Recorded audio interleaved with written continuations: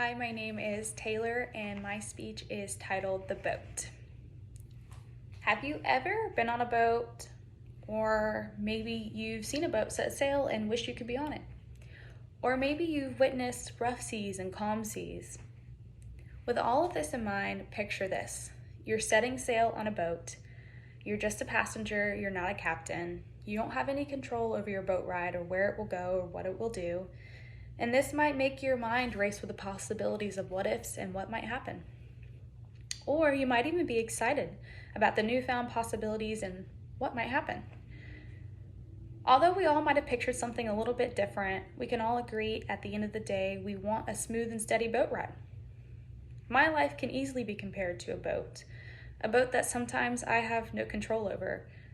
Sometimes I find myself sitting on the shore while I watch others sail away on their own journey, while other times I have to set sail on my own journey and go through the rough seas to eventually reach my calm seas. Throughout all my failures and successes, I have become the person I am today. Only I can tell my own story through my own perspective. I'm grateful for everything that has placed me here today, and I wouldn't go back and change anything.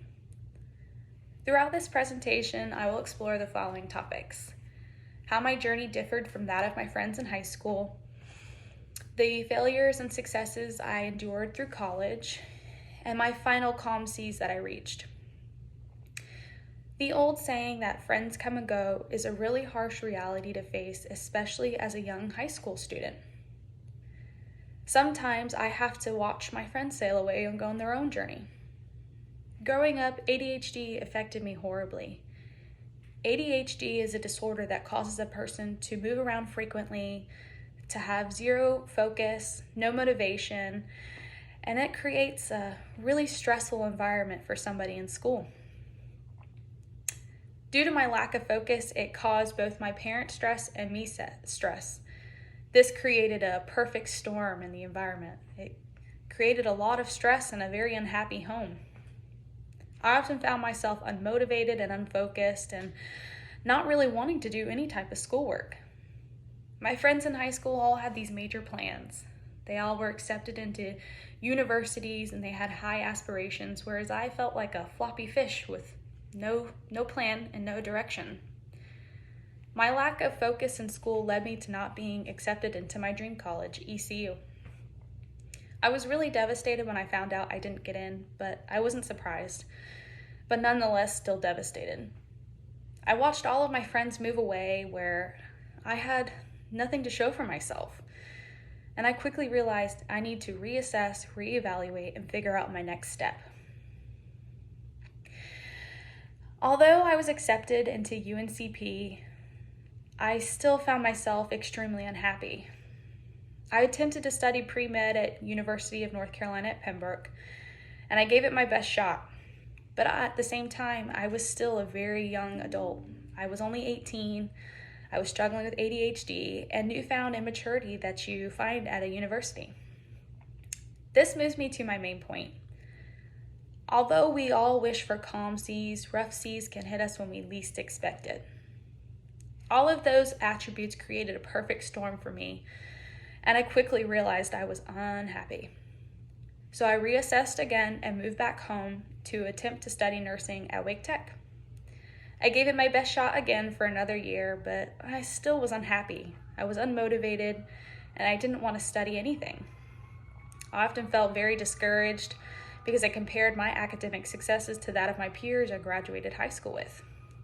They all had their associates at this point, whereas I had nothing to show for myself. I became extremely depressed and didn't know what to do in terms of my academics. I felt like I was drowning at sea. I ended up speaking to an academic advisor at Wake Tech who asked me a question that truly resonated with me and that I will never forget. She asked me, if there's something in your life that you could do, regardless of anything else, what would it be? Now, this was the first time anybody asked me that, so it really meant the world to me. I responded with interior design. This moves me to another point. After a storm, there will be calm seas. But the saying that calm seas doesn't make a good sailor can effectively apply to my story. I changed my major to interior design and quickly realized I was at home. My heart felt so full of joy when I spoke to my peers in the design field and realized they all had the same story I did. They started off in healthcare and then moved to design. I found myself completely motivated and devoted to my studies. I was excited to come home and tell my husband about what I had learned at school that day. If there's a piece of advice that I could pass along to young college students, it's that there is success in knowing what you don't want to study. This is something that I wish somebody had taught me early on, but I'm here today to teach you that. I found both my self-confidence and my happiness were on the rise, and I was completely enthralled when I contacted ECU and found out I was a proper candidate to apply to the university. Since then, I have been accepted, and I look forward to attending soon. Through all the journeys I have witnessed, the rough seas and calm seas, it has taught me one thing. It's to keep pushing forward. In closing, growing up as a completely unfocused child struggling with ADHD to now fully functioning adult, I feel my life has come completely full circle. I have learned that my disorder doesn't control me, it's the other way around. Although we're all hoping for a smooth and steady ride, and there's lots of boat rides going on around us, it's best not to focus on that. It's best to focus on your own journey and to keep pushing forward and to have perseverance. Don't forget that rough seas make you a better and stronger sailor in the future. In closing, from the wise words of Dory from Finding Nemo, just keep swimming. Thank you.